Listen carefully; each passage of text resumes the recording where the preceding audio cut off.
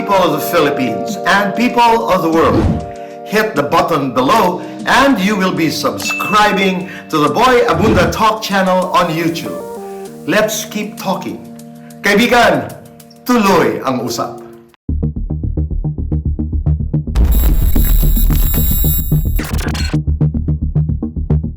Reb, maraming salamat Maraming for salamat. your time. I'm happy to see you. Ako din. I looked forward to this conversation. Ang tagal na nating hindi nagkita, Ama. Kaya ngayon, ang gagawin natin ay yung aming tinatawag na The What interview. Ay, Lahat ng aming mga katanungan, except for the follow-ups, ay nagsisimula sa what. Reb, what are you when you're alone? I believe that when I commune with God, I need to be still and feel His presence. I ask for quiet time. It's very important for quiet time for me to get that inspiration. It's very hard to be a creative every day. So sometimes you need to pause and think about what you're doing also. What makes you happy, Reb? My wife makes me happy. Wonderful woman. Yes, wonderful. Very strong. My dog. I love my dog. Pag nagpipinta ka, masaya ka. You know, my experience in painting is sort of trance-like, especially when the music is on and I'm listening to it and I'm just lost in the colors. I'm just lost in the aesthetics. I'm lost in what I want to do and then biglang, oops, it's done. It's finished. What did I do? Halimbawa, Yes. this powerful red Yes. painting, what is the story? The story is I was trying to paint colors from my series called Dreaming of H.R. Ocampo, which were orange, yellow, Indian red. So I tried that and then I saw it, I saw the flowers, and I decided to paint over it. Red to me symbolizes many things, but first and foremost, it's the blood shed by Christ for me, and love, unconditional love. That piece is interesting. Yes. Reb. I was thinking of, everybody has koi paintings, and I was like, how can I do it in a minimal kind of way and have some movement in the work? So the process was also printing, putting canvas face to face and sliding it. I think the oriental feel of this painting I think I was successful in my eyes. I think so. Yeah. I think okay. so. This gave me the idea. Okay. This gave me particularly the idea that Okay. it has nothing to do with koi. Okay. But I wasn't sure about it Okay. until you said it. Yes. So I got that at least. Yeah. So I didn't want to make it a literal kind of, because, in art, everything has been done. Everything has been done. Nothing is really new. Nothing is really contemporary but it's the moment. It's the time. It's where you say, this is the time I felt this way. This is the time I wanted to paint these images. Then But it makes it personal. yes, it makes it personal. What happens when you paint something and when you look at it, you say, I'm not happy? I rest. I have to rest. I have to have that clear mind and to reach what I want. So if it's ugly to me, I put it aside, sometimes for years, then I go back to it, and then I adorn it or I do something with it, where I paint over it. What do you know about love? Nothing. I learn every day. I learn from the people, my friends. I learn from my wife. I learn from my family. I learn from my mom. My Reb, mom, the biggest influence in my life. the beautiful Divina. The divine one. And The divine vis-a-vis my wife also. Because my wife is responsible for for what I am right now, from hitting rock bottom and where I am right now in my life. What is life like without Vale? I can't imagine life without her. You know, my life's an open book. People may have opinions. We know how people talk about us. We know how people can be judgmental, but it's unconditional love. It's friendship. Do you care? No, not at all. But it had been a journey, Reb, because you were a child star and you are from a business where people care, Yes. are told to care, where people have to be approved. So that journey from there to today when you don't care, what has it been like? Not caring. I never did care anyway. That's why I think. Even if you were in the business of caring? Yes. Like, I think one of the things that got me, that there was a cabal, I think, against me or something, was because I had no filter. I would say what I wanted to say then. But, you know, being a depressive, I have mental illness. I suffer from post-traumatic stress disorder. Here they say it's bipolar, depressive. Okay, but I have an antidote. I sleep. And after I sleep for a few days, I'm back in the saddle again. So I help myself. Yeah. So helping myself is not caring. So what is your response to rejection today? Oh, redirection. It's just redirection. It's like, you're rejected here. Okay, I'm going here. Naalala ko lang yung sinabi ni Oprah. You know, when you're rejected, it's God's way of saying, not there, Yes, turn left yes. and turn right. Yes, yes. You're probably destined to be there. Exactly. And especially when people now talk about respecting one's journey and loving one's destiny. Yeah. Reb, what hurts you? Injustice, betrayal. What can't you forget? And what can't you forgive? I can't forget the death of my ninong, FPJ. Tell us why. Because he was like my father. He treated me like his son. I grew up making films with him. He sent me to school, to the United States, when he knew that I wasn't really doing well. He said, go to the States and study there. What I can't forgive are those people right now in this space. I don't want to say this person's name, but the disrespect, the utter disrespect, and no facts, because I should have known. I would have known. It still triggers me. Okay. And when you're triggered? And when I'm triggered, I cry. I dream about him a lot. Reb, what is the best thing about you? I'm a loving person. I love unconditionally. The biggest misconception about Dranreb Belleza, what is it? Nabaliw ako. Yeah. Na drug addict pa din ako. 27 years of debauchery and drug use. Of course, I don't deny it, but I've been 14 years sober. Yeah. So that's my past. So yun, ganun pa din. Yun pa din. What do? Do you fight back? Because it's tiring to be defensive about something that's as massive an accusation as baliw ka. Sometimes it comes from the people closest to you, but when you hear it from other people, like who don't know you from Adam, Iba yun. iba yun. Iba yun. Like when you're eating in a restaurant, tapos palilinggan ka. Nangyari na yun sa'yo? Ang daming situations na gano'n. Na ikaw ang exacto. tinutukoy? Eksakto. Mga kababayan, ako'y natutuwa po.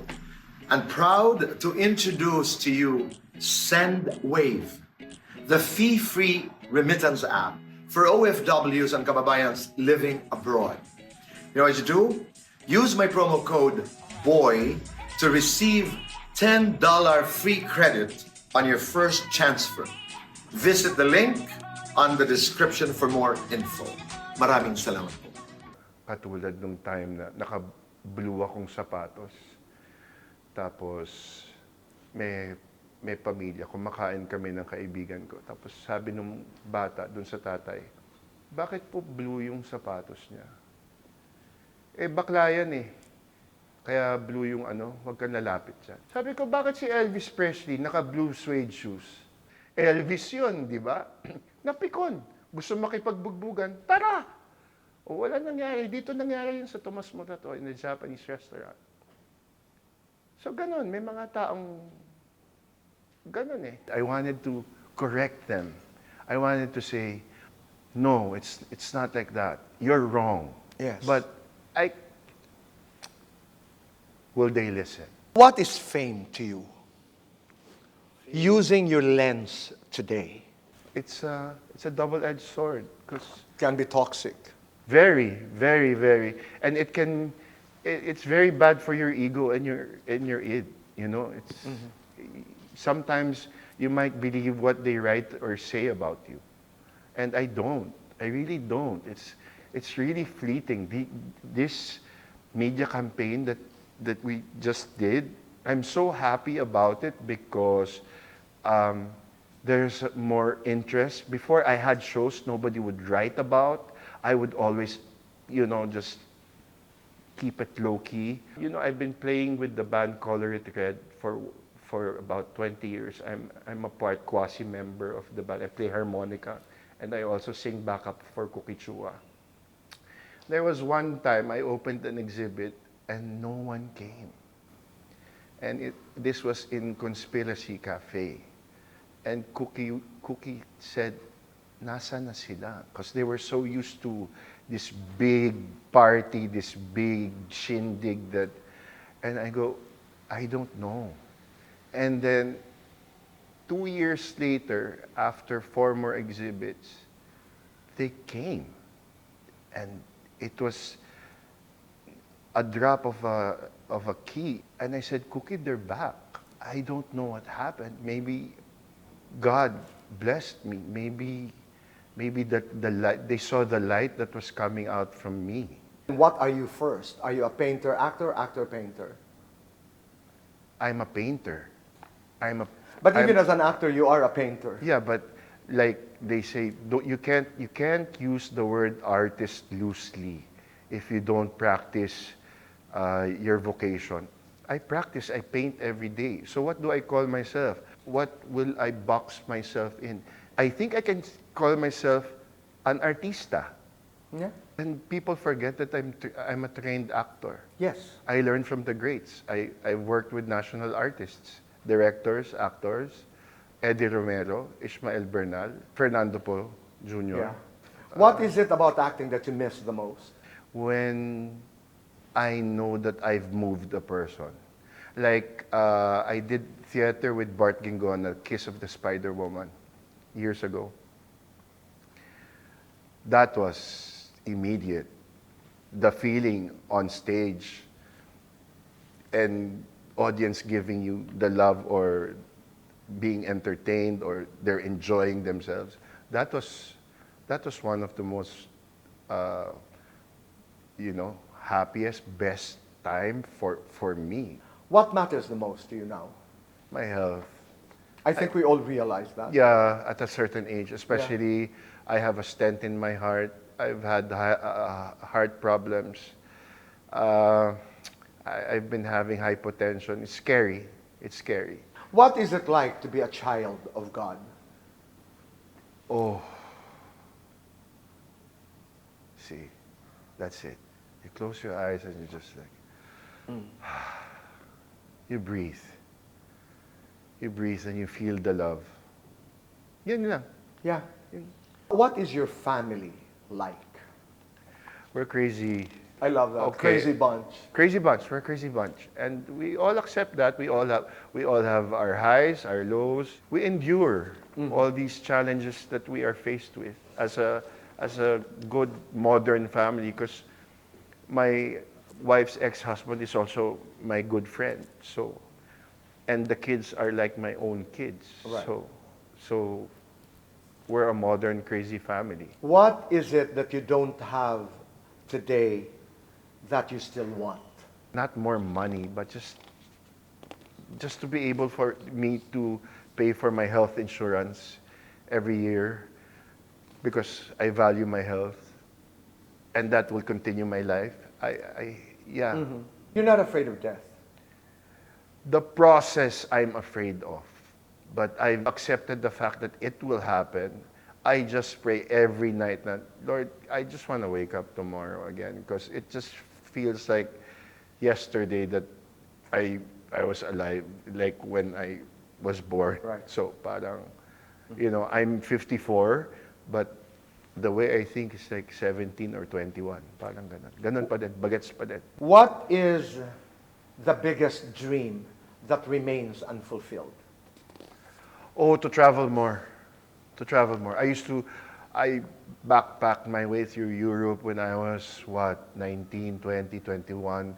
I stopped traveling when I was like 35. Inahabol ko ngayon yung experience. That's true. What other human beings can teach me? What culture can I get from? Is there kindness in their culture? Is there love? And how do they love? And how do they What love? is heaven to you? I imagine heaven to be a place of love and light. I don't know. Heaven can be here. Heaven is here. It's just how you look at it, it can be here and the opposite of it, What about hell? I'm afraid of hell. I always question myself. Mabait ba akong tao? Pag nakita ko ba si San Pedro, titilaok ang kanyang manok. Hindi ako papapasukin o papapasukin ako. What is your love language, Reb? Touch. I cry when I tell people I love them. Reb, what would you do if you were to die right after this conversation? I hope that I am welcomed by Jesus Christ and embraced in His arms. Yun lang. Ganun lang. Face to face with the great divine, Wow. with God. Wow. What would you tell him? Am I worthy to be here? To speak to you? What would you write on your epitaph?